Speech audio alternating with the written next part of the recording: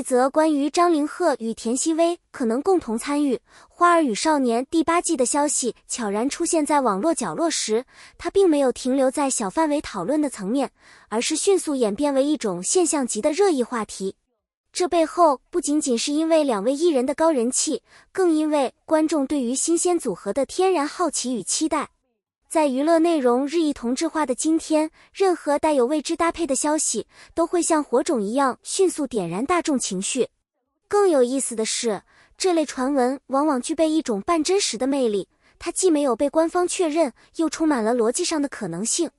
这种真假之间的模糊状态让粉丝产生参与感，他们会主动去分析行程，对比时间线，寻找蛛丝马迹，甚至拼图式地构建一个他们愿意相信的版本。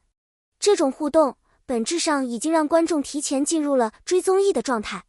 与此同时，社交媒体的传播机制也在不断放大这种热度。从短视频剪辑到话题标签，从粉丝二创到情绪共鸣，这一传闻逐渐被赋予更多层意义，它不再只是一个消息，而成为一种集体想象。每个人都在用自己的方式参与到这场尚未开始的旅程之中。在娱乐内容中，视觉吸引力始终是第一道门槛，而张凌赫与田曦薇恰恰在这一点上形成了极具张力的对比与互补。张凌赫的气质偏冷静、克制，带有一种距离感，而田曦薇则更具亲和力，笑容明亮，情绪外放。这种冰与火的组合不仅不会冲突，反而容易形成一种独特的观看体验。但真正让人着迷的并不仅仅是外表，而是性格在真实环境中的流动。在剧集里，演员可以被设定、被控制，但在综艺中，他们必须面对突发状况，及时反应。观众期待看到的是，当田曦薇兴奋表达时，张凌赫会如何回应？当张凌赫沉默思考时，田曦薇会不会主动打破气氛？这些细微的互动，往往比任何剧本都更有吸引力。更深层来看，这种性格差异其实代表了2种不同的情绪节奏，一个偏慢，一个偏快，一个内敛，一个外放。当2种节奏在旅途中不断碰撞与融合，就会产生丰富的情绪层次，有轻松，有张力，有误解，也有理解。这种动态变化正是综艺节目最具生命力的部分。如果说嘉宾阵容决定了人物关系，那么旅行目的地则决定了故事氛围。南美洲这片充满神秘与激情的大陆，本身就像一部尚未被完全解读的电影。从广袤的自然景观到多元文化的交织，每一个角落都可能成为故事的起点。想象一下，他们走进热闹的街头市场，语言不通却努力交流，站在辽阔的自然景观前，短暂沉默却情绪翻涌，在夜晚的陌生城市里围坐在一起分享一天的经历。这些画面之所以动人，是因为它们真实，不可复制。南美的魅力还在于它的不可控性，天气、交通、文化差异都可能成为变量，而正是这些变量让旅程不再只是打卡，而成为一种探索。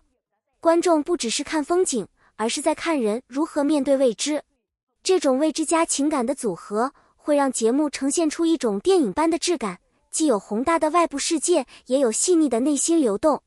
观众会在某一瞬间突然产生共鸣，仿佛自己也在那片土地上，与他们一同经历。旅行综艺之所以能够长久吸引观众，是因为它打破了传统娱乐内容的表演边界。在这里，没有固定角色，没有既定台词，甚至连情节都充满不确定性。观众所看到的是一种接近生活本质的状态。花儿与少年更是将这种真实感推向极致。节目中的冲突、误解、和解都不是为了戏剧效果而设计，而是在真实环境中自然发生。这种真实会让观众产生强烈的代入感，因为这些情绪他们在现实生活中也曾经历。如果张凌赫与田曦薇参与其中，那么他们将从被观看的演员转变为被理解的人。观众会看到他们的优点，也会看到他们的脆弱。这种多面性反而会让他们更加立体，更加真实。从内容角度来看，这种节目真正吸引人的并不是去了哪里，而是发生了什么。而发生什么往往取决于人与人之间的关系变化。这也是为什么观众会反复观看某些片段，因为那里面有情绪的流动，有关系的变化，有真实的温度。CP 感之所以能够持续吸引观众，是因为它满足了一种关于关系的想象。在现实生活中，人们往往无法轻易看到关系的形成过程，而综艺节目恰好提供了一个可观察的空间。张凌赫与田曦薇如果同框，他们的一举一动都会被放大解读。一个眼神，一次停顿，一个微笑，都可能被赋予额外意义。这种过度解读其实并非负面，而是一种参与方式。观众通过解读建立起自己的情感连接。更重要的是， CP 感并不一定来自明确关系，而往往来自模糊空间。越是不确定，越容易引发想象。观众会在这种模糊中填补细节，构建属于自己的故事版本。这种心理机制使得节目不仅是观看体验，更成为情感投射。观众在他们身上看到的不只是两个人，而是一种理想化的关系状态，自然、真实，逐渐靠近。任何一段旅行，如果缺乏挑战，就很难产生真正的记忆。而南美之行的复杂性，恰恰为成长提供了土壤。从语言障碍到文化差异，从体力消耗到心理压力，每一个环节都可能成为考验。在这样的环境中，人会被迫做出选择，是逃避还是面对？是坚持自我还是学会妥协？这些选择将直接影响人与人之间的关系。如果张凌赫与田曦薇在节目中经历这些挑战，那么观众看到的将不仅是他们做了什么，更是他们如何改变。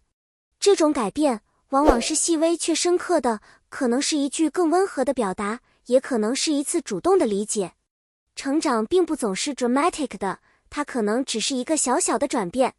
但正是这些转变，构成了旅程最有价值的部分。一档成功的综艺往往依赖于高密度情绪节点，这些节点可能是冲突、感动、意外，也可能是纯粹的快乐。花儿与少年之所以容易出圈，正是因为它能够自然生成这些瞬间。从内容结构来看，如果张凌赫与田曦薇参与，节目可能会形成多条叙事线、关系发展线、任务挑战线、情绪变化线。这些线索交织在一起，形成丰富的观看层次。例如，一个简单的迷路事件，可能同时包含紧张、分歧、合作与释然；一次深夜聊天，可能揭示人物内心，让观众产生共鸣。这些多层情绪的片段更容易被传播与记住。在当下短视频时代，能够被剪辑、被传播的高光瞬间，往往决定了一档节目的影响力。而这样的组合本身就具备制造高光的潜力。尽管目前这一切仍属于未确认信息，但粉丝的热情已经构建出一个完整的期待体系。这种现象其实反映了当代观众的一种新状态，他们不再只是被动接受内容，而是主动参与构建。粉丝会在理性与情感之间不断切换，一方面他们清楚这只是传闻，另一方面他们又愿意沉浸在这种可能性中。这种清醒的幻想本身就是一种独特的娱乐体验。从行业角度来看，这种提前预热的讨论其实也在影响内容走向。观众的期待可能会反向作用于制作决策。这种互动关系让娱乐内容变得更加动态。无论最终结果如何，这段等待与想象的过程本身就已经成为故事的一部分。而当结果真正揭晓时，无论是惊喜还是遗憾，都会成为情绪的出口。